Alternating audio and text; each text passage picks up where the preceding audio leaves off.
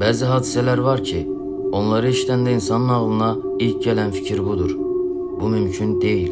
Amma maraqlısı odur ki, indi danışacağımız hadisələrin hamısı real insanların verdiyi ifadələrə, rəsmi araşdırmalara və illərlə müzakirə olunan faktlara əsaslanır.